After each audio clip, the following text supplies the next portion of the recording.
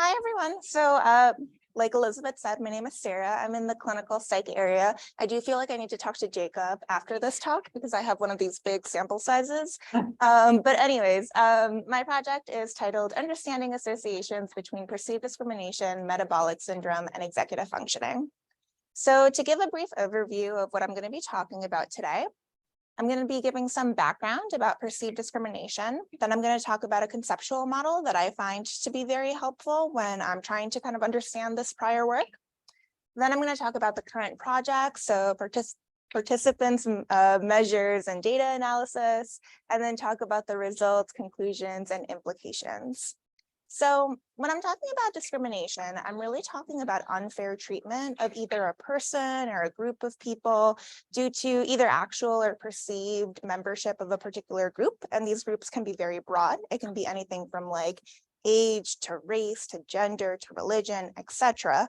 But what these things have in common is that they're conceptualized as frequently occurring type of psychosocial stressors that can have a lot of impacts on our psychological and physical health outcomes. In fact, prior work demonstrates that perceived discrimination has been associated with a range of things from depression to anxiety to cardiovascular disease and cognition. So when researchers have thought about this, they've kind of put forth this hypothesis that perceived discrimination may actually work to exacerbate negative health outcomes by acting as a sort of accelerator of vulnerabilities that already exist. But how might this happen? I find it really helpful to think about the kind of impact of perceived discrimination in more than one way. So prior work by Pascoe and Richmond in 2010 demonstrated that perceived discrimination has been associated with kind of differences in health behaviors. So more likelihood of engaging in negative health behaviors. So things like smoking, substance use, eating junk food, etc. And perceived discrimination has also been associated with kind of reductions in positive health behaviors, like going to the doctor for a yearly physical, But research also shows that perceived discrimination, like other types of stressors, kind of sets off a biological response in our bodies. So we have this HPA axis activation, we secrete cortisol, and that's thought to be adaptive. But over long periods of time or kind of chronic activation, we could have glucocorticoid pathway kind of disruptions. And both of these things together, so like changes in health behaviors and alterations in our HPA axis, can lead to metabolic syndrome. And so metabolic syndrome has been defined a lot of different ways in the literature, but an easy way to think about it is kind of a cluster of risk factors that are associated with cardiovascular disease and diabetes. And importantly, metabolic syndrome has been associated with kind of changes in our brain, both structural changes, but also kind of functional brain network changes. And these things have been associated with alterations in our cognitive functioning. So, okay, I put forth this model, but it's important to note that even though it's pretty to make it one directional, that's probably not the way it is in the real world, right? So these are probably cyclical relationships that are happening. And in fact, we know that aspects of our cognition, like our attention, will alter the way that we're perceiving our environment. And so it's likely, and prior work has demonstrated that, discrimination may lead to some kind of hypervigilance, which might make us more susceptible to perceiving discrimination. And so then this might become just worse and worse and worse. So in the current project, I really wanted to test out the relationship between the factors kind of in that red scarlet color. I wanted to see whether metabolic syndrome could mediate the relationship between perceived discrimination and cognition. And my hypothesis was that, well, it would. So higher levels of perceived discrimination would be associated with higher levels of metabolic syndrome, and that in turn would be associated with reduced cognitive functioning. So to do this, I used MIDAS, which is a very large publicly available data set that uses biological, psychological, and social factors to see how like the aging process happens. And so in my sample, I had over 1,000 people. The average age was about 54 years old. I do want to highlight that about 15% of our sample were identified as Black, which is actually higher than kind of the US demographic like census numbers. So I actually thought that was a real strength of our study. And unlike some other publicly available data sets, we actually had quite a bit of variability in terms of educational attainment. So while about 26% of our sample earned a bachelor's degree, about 24% of our sample earned a GED or high school diploma, which, I think indicates that our sample is kind of diverse in different kind of intersectional identities. So, okay, how I measured discrimination. So MIDAS has 4 different scales assessing discrimination. They're listed there.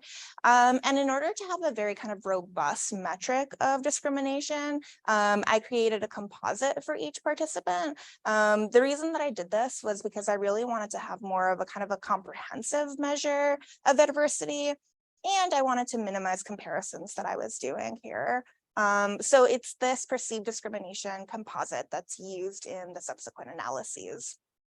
In terms of cognitive measures, MIDAS did a cognitive battery that prior work has demonstrated kind of loads onto 2 factors, an episodic memory and an executive functioning factor. So it's those 2 composites that are used in the analyses.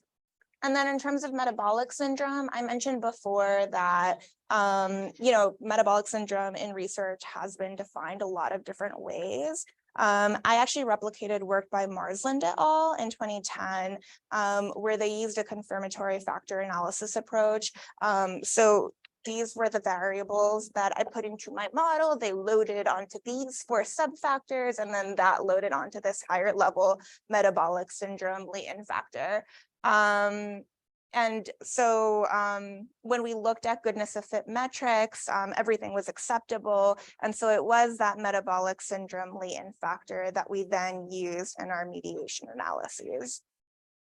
Okay, so in terms of results, so the 3 most frequently reported reasons for discrimination in our sample were gender, age, and race in that order. And when we tested this first question of whether metabolic syndrome could mediate the relationship between perceived discrimination and episodic memory, we actually found that it did not. So contrary to our hypotheses, even though increased perceived discrimination was associated with increased metabolic syndrome, the pathway between metabolic syndrome and episodic memory was not significant. Still, we went on to test the relationship looking at executive functioning. And what we found was in line with our hypotheses, metabolic syndrome did mediate the relationship such that higher levels of perceived discrimination were associated with higher metabolic syndrome, and that in turn was associated with reduced executive functioning. Okay, so what does that tell us? So it tells us that metabolic syndrome can maybe explain differences in cognitive functioning, especially executive functioning, even after adjusting for relevant demographic factors. I should have said I adjusted for race, age, and sex. And going back to this model, right, I think this is the very beginning of a large, I hope, a large line of work that I want to do, right? But so I think that it would be really important for future work to look at this from a kind of life course approach, right? So instead of looking at one time point and just looking at associations, what is actually happening over time as people are experiencing these chronic events? And then additionally, I think future research should look at all of the variables in gold, which I did not look at in this analysis. And then I think, pointing to this model potentially being plausible, I think the next step after being able to do that research would be to say like, okay, now what can we do about it, right? And I think that knowing that metabolic syndrome might be a pathway through which this is all working, then potentially targeting interventions that are trying to improve those health factors would be relevant, as well as potentially targeting perceived discrimination, both from like a public policy kind of systemic kind of lens, but also like perceived discrimination, trying to find ways to cope with those types of stressors so that this pathway is broken in a different way. So, okay, I already said that second bullet, lifestyle interventions might help. So that is all I have for y'all. I'm happy to take any questions.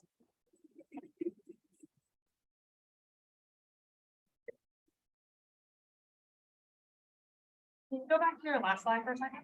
Absolutely. Nope, I lied, the one before that one. Okay, so I was wondering, you talked about how like moving beyond what like measuring people at just one time point would be helpful. Also, do you have any ideas for studies of like how you could manipulate perceived discrimination to then look at cognitive functioning like a little bit more directly? Yeah, that's a good question. So there have been studies that have manipulated like particular types of discrimination and seen if that has an impact on people. So to give you an example, so like a paper by Darden et al. Basically manipulated sexism in a sample of women and found that immediately after they performed, women who were discriminated against or like read a passage of discrimination, they performed worse on like a writing task. I think that's great doing experimental studies like that. And I think it has a lot of value, but I think that one limitation is that that doesn't really pick up on the kind of chronic effect of perceived discrimination on kind of a daily basis. And we don't know like how long those negative impacts would last. You know what I mean? Like, is it just because they're still in that setting? Or is that going to last for the rest of the day or week or month or year? We'd have to know. Yeah. So do you know of any work or studies that have tried to get like a more chronic measure? Like I forget the thing where they send you what it's called when they like send you a message to your phone and you like do. Oh, like EMA.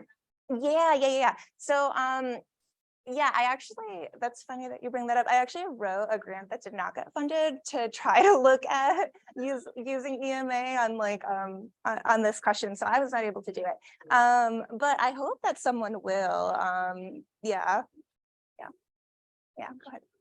So you said in the beginning of the talk that perceived discrimination, especially when it's chronic, could lead to higher metabolic syndrome and that will lead to worse functioning. But in your perceived discrimination measure, you basically combine all of the different types. So like maybe you look at more just the chronic one. Yeah. And see like if your model is. Yeah, that's a good question. So yes, let me go back to that slide because I think that's a very important point. So yes, so there were 4 measures of discrimination. And so yes, you're right. I like compiled them all and I was like, I want to minimize, multiple comparisons, etc. But then I did do the follow-up analysis to see like what would happen. And it was everyday discrimination, which is that chronic, discrimination that people are facing very frequently that was driving those results. Of note, this major event discrimination, which measures these like acute things like getting fired from a job or being denied a loan, that was not significant, and that actually is very much in line with the model that I outlined. I was curious how you think like subjective distress could like play a role in this, and there might be individual variability with how distressing.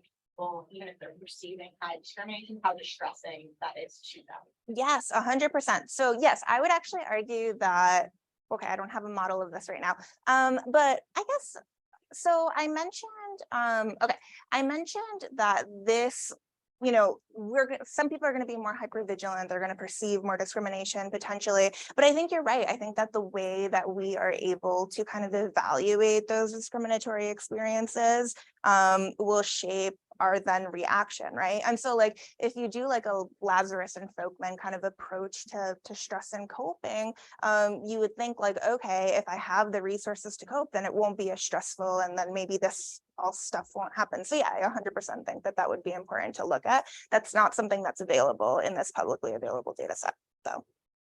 Thank you. What test did you use for the iterate? Just out of curiosity. What test? Yeah, how did you determine whether it was significant? I used the process macro for R. Oh. So yeah. Did you want more than that? That's all I can tell you. Sorry. Okay.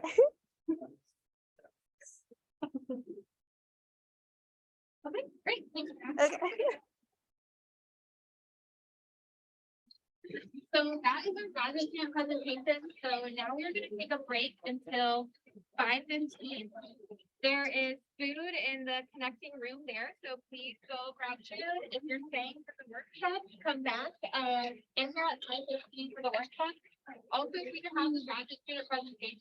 People who say graduate student presentations come up here so we can take a picture of all of you. That would be amazing. Before you run out on your little program, we have QR codes to give us some feedback on how you enjoy the event, so if you can